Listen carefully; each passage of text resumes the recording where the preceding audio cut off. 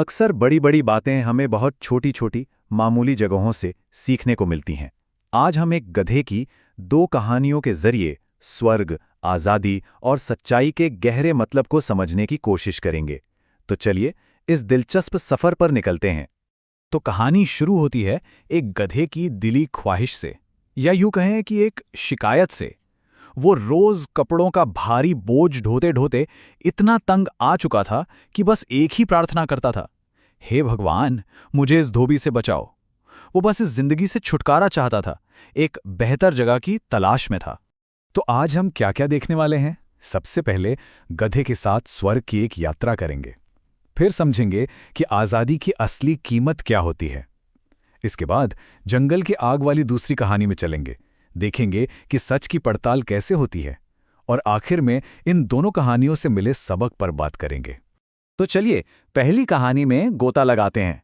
होता क्या है कि गधे की रोज रोज की प्रार्थनाएं आखिर रंग लाती हैं।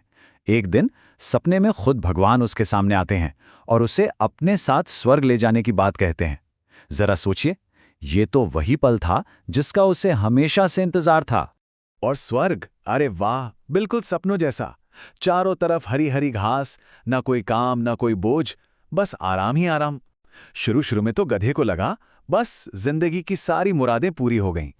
लेकिन कहते हैं ना, कोई भी खुशी अकेले अच्छी नहीं लगती। कुछ ही दिनों में वो खूबसूरत स्वर्ग उससे सूना सूना लगने लगा। सब कुछ था, पर कोई बात करने वाला नहीं था। तब उसने फिर भगवान से प्रार्थना की कि उसके दोस्तों को भी स्वर्ग बुला लें, ताकि ये सारी खुशियां वो उनके साथ बांट सके। और यहीं से कहानी में आता है असली मोड़। भगवान ने गधे की बात तो मान ली, उसके दोस्त भी स्वर्ग आ गए, पर स्वर्ग में रहने की एक शर्त थी। एक ऐसा नियम जिसके बारे में गधे ने कभी सपने में भी नहीं सोचा था। अब देखिए, उम्मीद क्या थी और हकीकत क्या निकली। गधे ने सोचा था दोस्तों के साथ मिलके मौज मस्ती करेंगे, गाएंगे बजाएंगे, पर पता चला कि गाना तो मना है।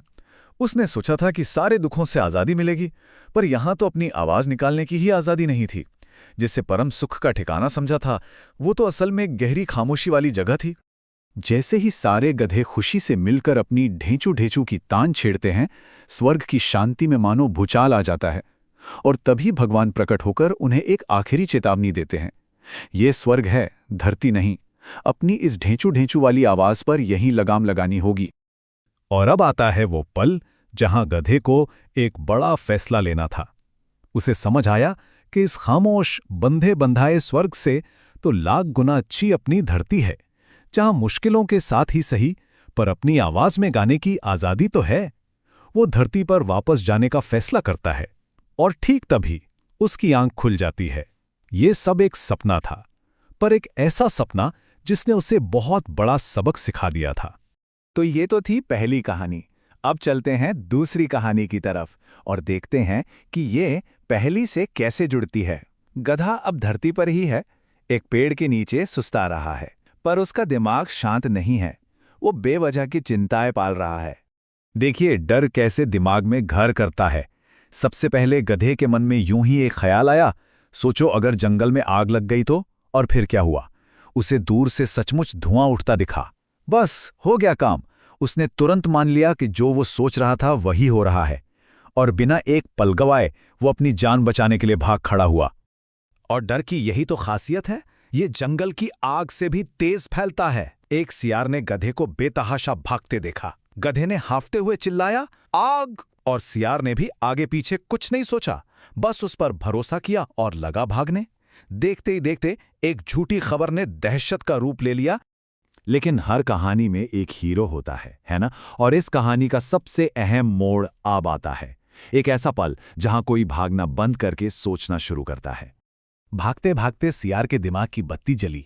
वो रुका और सोचने लगा, एक मिनट, कहीं मैं भी तो भेड़चाल का हिस्सा नहीं बन रहा हूं।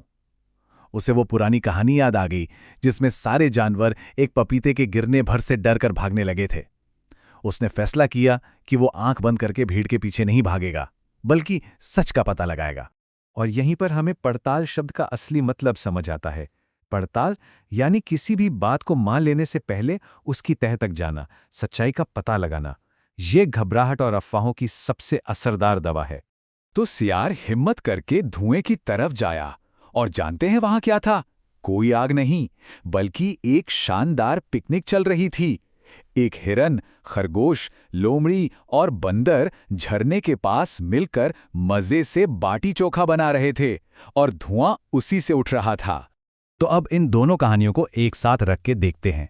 कहने को तो ये दो अलग अलग किस्से हैं, पर इनकी सीख एक ही है। दोनों ही कहानियों में एक चीज कॉमन है, जो जैसा दिखता है वैसा होता नहीं है, यानी धारणा और असलियत का फर्क।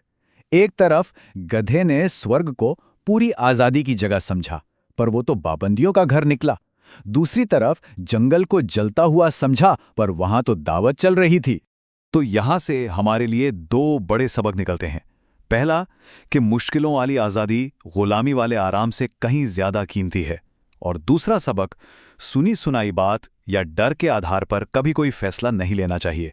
पहले हमेशा सच का पता लगाना जरूरी है। और आखिर में गधे को अपनी गलती समझ आ जाती है। वो खुद से वादा करता है कि आज के बाद बिना सच्चाई जाने वो एक कदम भी नहीं उठाएगा। एक सबक जो उसने बड़ी मुश्किल से सीखा, लेकिन ये बहुत जरूरी था। और यहीं पर एक सवाल खड़ा होता है, जो आज के दौर के लिए बहुत जरूरी है। आज की दुनिया में जहां सोशल मीडिया पर हर मिनट कोई नई खबर फैलती है, जहां आज़ादी और सुरक्षा के बीच बहस चलती रहती है, गधे की कौन सी गलती ज्यादा खतरनाक है? एक खूबसूरत पिंजरे को चुनना या बिना सोचे समझे किसी अफवाह पर यकीन करके दौड़ पड़ना? सोचिएगा जरूर।